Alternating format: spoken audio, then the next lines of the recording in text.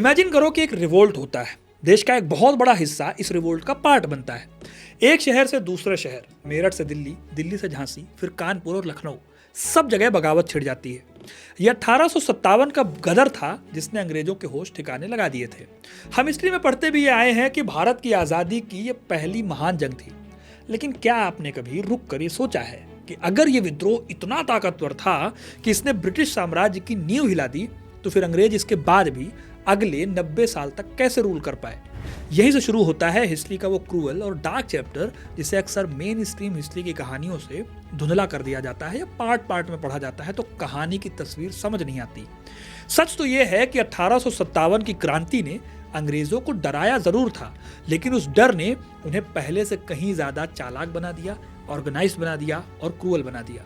जब दिल्ली की गलियों में विद्रोह का धुआं शांत हुआ तो लंदन के बंद कमरों में एक ऐसी खौफनाक स्ट्रेटेजी तैयार की गई जिसने भारत की गुलामी की जंजीरों को सिर्फ बदला नहीं बल्कि उन्हें इनविजिबल बना दिया और अमर बना दिया। ईस्ट इंडिया कंपनी का बोरिया बिस्तर समेटा गया और शासन सीधे सीधे आ गया ब्रिटिश क्राउन के हाथों में। लेकिन क्या ये सिर्फ ट्रांसफर ऑफ पावर था या फिर एक बहुत बड़े साजिश की शुरुआत थी? इसी दौर में वो नीतियां बनी जिन्होंने हमारी सोसाइटी को जाति और धर्म के खानों में ऐसे बांटा कि जिसका दंश हम आज भी झेल रहे हैं। सेना के ढांचे से लेकर रेलवे की पटरियों तक और शिक्षा की किताबों से लेकर एडमिनिस्ट्रेशन के दफ्तरों तक सब कुछ एक नए किस्म के मेंटल और स्ट्रक्चरल टॉर्चर के लिए तैयार किया गया। आज हिस्ट्री कनेक्ट पर हम इतिहास की उन फाइलों को खोलेंगे जो आपको बताएंगी कि कैसे 1857 के बाद अंग्रेजों ने भारत को एक सोने की चिड़िया से बदलकर अपनी फैक्ट्री का गोदाम बना दिया। वो कौन सी ऐसी चालें थी जिन्होंने हमारी एकता को हमेशा के लिए खंडित कर दिया। तो आज इस वीडियो को पूरा एंड तक जरूर देखिएगा, क्योंकि अपना इतिहास नहीं जानोगे तो खुद को कैसे पहचानोगे।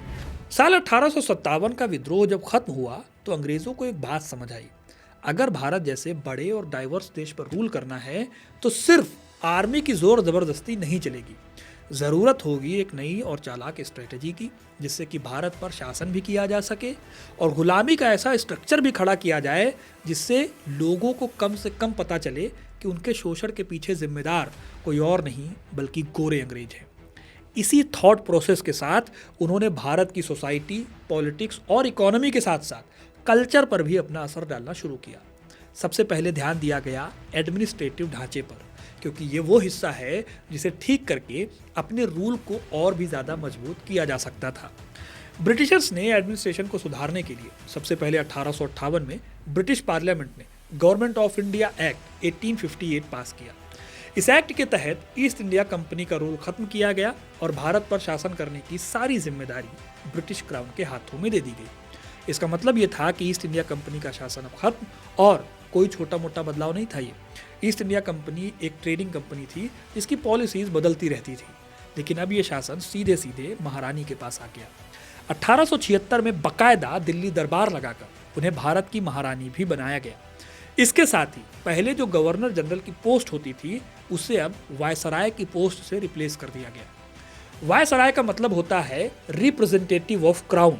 इसके तहत लॉर्ड कैनिंग पहले वायसराय बने। हिस्टोरियन बिपिन चंद्रा अपनी किताब मॉडर्न हिस्ट्री ऑफ इंडिया में लिखते हैं कि 1858 के एक्ट ने भारत के एडमिनिस्ट्रेशन को पूरी तरह से ब्रिटिश सरकार के कंट्रोल में ला दिया। ये कंपनी के शासन की समाप्ति और ब्रिटिश क्राउन की डायरेक्ट रूल की शुरुआत का सिंबल था। प्रशासन को बदलने के बाद जो दूसरा सबसे बड़ा स्टेप लिया गया या बदलाव किया गया वो था आर्मी के स्ट्रक्चर को बदलना। अब आपको पता है कि 1857 का विद्रोह शुरू हुआ था सैनिकों के द्वारा। मेरठ की छावनी से विद्रोह शुरू हुआ था। जाहिर है कि अंग्रेजों को यह बात समझ में आई। विद्रोह से पहले तक भारतीय सैनिकों पर ब्रिटिश सेना की काफ़ी डिपेंडेंसी थी। 1857 में बंगाल आर्मी में इंडियन सैनिकों का रेशियो बहुत ज़्यादा था। इसका डर अंग्रेजों को लगने लगा कि कल को अगर विद्रोह हुआ तो विद्रोह को दबाने में उन्हें काफ़ी दिक्कतें आएंगी। इसीलिए ब्रिटिश हुकूमत ने सबसे पहला काम शुरू किया इंडियन और ब्रिटिश सोल्जर्स के बीच के गैप का। धीरे धीरे ब्रिटिश सोल्जर्स की संख्या को बढ़ाया गया और इंडियन सोल्जर्स की संख्या को कम किया गया। जो इंपॉर्टेंट जगह थी सेना में उन तक इंडियंस की पहुंच को कम कर दिया गया, जैसे कि तोपखाना को पूरी तरह से यूरोपियन सोल्जर्स को दे दिया गया। उसके बाद सैनिकों को अब जाति, धर्म और एरिया के हिसाब से बांटा गया। यहाँ से आर्मी में दो रेसेस निकाली गई, एक मार्शल रेस, दूसरी नॉन मार्शल रेस। इसमें गोरखा, सिख और पठान जैसी जातियों को मार्शल रेस कहा गया, जबकि बंगाल, बिहार और अवध के सैनिकों को नॉन मार्शल रेस कहा गया। इंटरेस्टिंग बात यह है कि ऐसा इसलिए किया गया क्योंकि इन्हीं क्षेत्रों से, नॉन मार्शल वाली क्षेत्रों से 1857 में सबसे ज़्यादा विद्रोह हुआ था। फनी बात यह है कि इसमें रोटी और चावल के हिसाब से भी डिफ्रेंशिएट किया गया। Rice eating people were classified as non martial race और रोटी खाने वाले लोगों को मार्शल रेस की कैटेगरी में रखा गया। इसके पीछे की नीयत के बारे में इतिहासकार सुमित सरकार अपनी किताब मॉडर्न इंडिया में बताते हैं कि उनके हिसाब से सेना का रीऑर्गेनाइजेशन, फूट डालो शासन करो की पॉलिसी का सबसे क्लियर कट एग्जाम्पल था। इस तरह जिस आर्मी ने अंग्रेजों को करीब 1 साल तक विद्रोह को दबाने नहीं दिया और अंग्रेजों की कमर तोड़कर रख दी, उस सेना की नाक में नकेल डालने के लिए ये सारा का सारा झमेला किया गया। लेकिन विद्रोह सिर्फ सैनिकों ने तो किया नहीं था।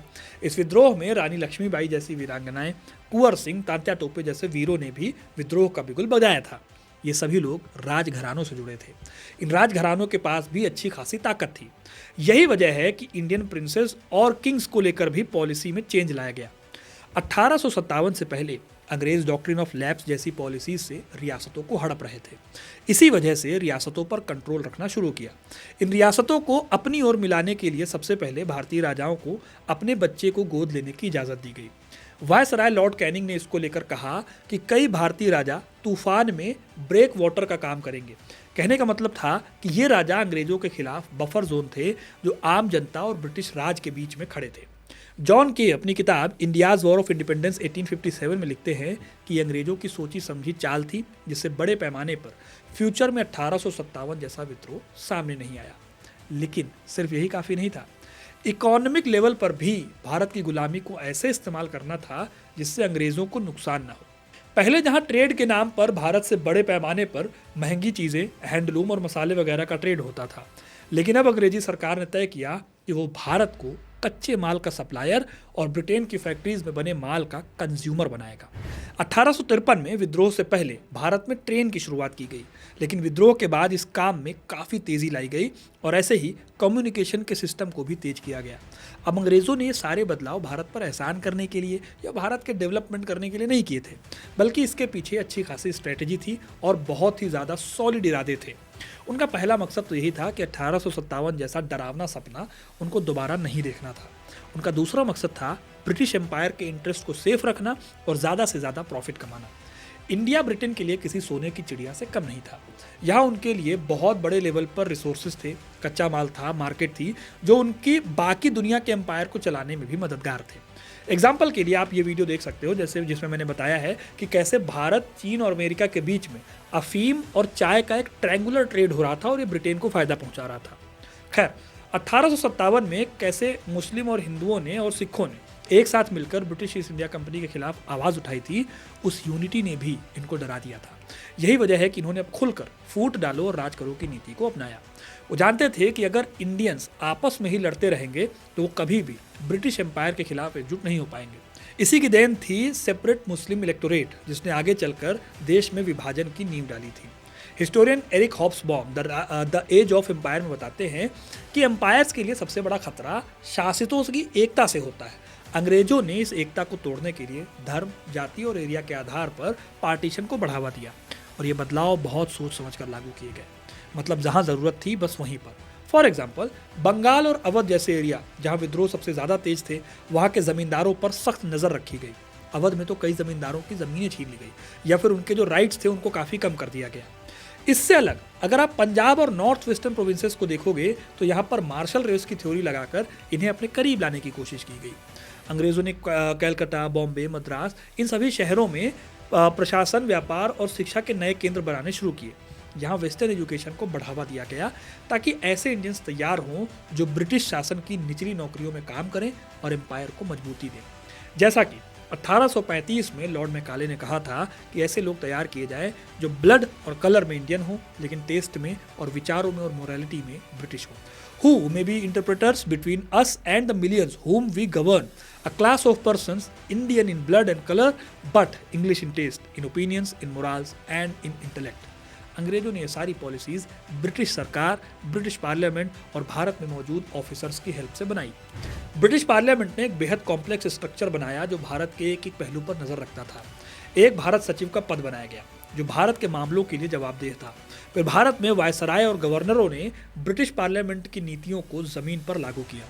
लॉर्ड कैनिंग पहले वायसराय थे। इसके बाद लॉर्ड लिटन, लॉर्ड कर्जन जैसे वायसरायों ने एम्पायर की पॉलिसीज को और ज़्यादा कठोर बनाया। इंडियन सिविल सर्विसेज को स्ट्रॉन्ग किया गया, लेकिन जो हायर पोस्ट थे वहाँ पर अंग्रेज़ों का ही अधिकार रहा। इंडियंस के लिए सिविल सर्विसेज के एग्ज़ाम इतने मुश्किल बनाए गए कि लिटरली इम्पॉसिबल था इनको पास करना।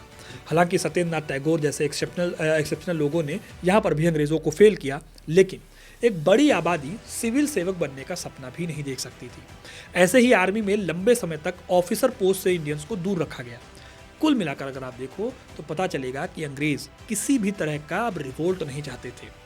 हिस्टोरियन एरिक स्टोक्स अपनी किताब द पेजेंट एंड द राज में बताते हैं कि ब्रिटिश एडमिनिस्ट्रेशन ने एक बहुत ही कॉम्प्लेक्स और सेंट्रलाइज सिस्टम बनाया जहां पर हर लेवल पर ब्रिटिश ऑफिसर अंतिम निर्णय लेते थे और इंडियंस केवल अधीनस्थ भूमिकाओं में यानी कि जूनियर के लेवल पर होते थे। यानी एक इंडियन क्या सोचता है उससे कोई फर्क नहीं पड़ता था, फैसला सिर्फ और सिर्फ अंग्रेजों के हाथों में होता था। इस तरह अगर आप देखो तो 1857 का विद्रोह बेरहमी से कुचलने के बाद सेना को मजबूत किया गया। फूट डालो राज करो की नीति अपनाई गई, जिसमें समाज से लेकर सेना तक को बांटने की कोशिश हुई। कानूनी और एडमिनिस्ट्रेटिव रूप से सख्ती भी बढ़ाई गई। आर्म्स एक्ट जैसे कानून लाए गए जिससे भारतीयों को हथियार रखने से रोका गया, जबकि अंग्रेजों को इस मामले में पूरी छूट थी। जमींदारी व्यवस्था को बढ़ावा दिया गया जिससे किसानों और जमींदारों के बीच फूट डाली जाए। जस्टिस सिस्टम को भी अंग्रेजों के हित में ढाला गया। जानबूझकर हिंदू मुस्लिम तनाव बढ़ाया गया। त्योहारों, परंपराओं और इतिहास को तोड़ मरोड़ कर पेश किया गया। मुस्लिम लीग को बढ़ावा देकर कांग्रेस से मुसलमानों को अलग करने की कोशिश की गई। इतिहासकार पॉल ब्रास कहते हैं कि अंग्रेजों ने सोसाइटी की दरारों को गहरा करके अपने शासन को आसान बनाया।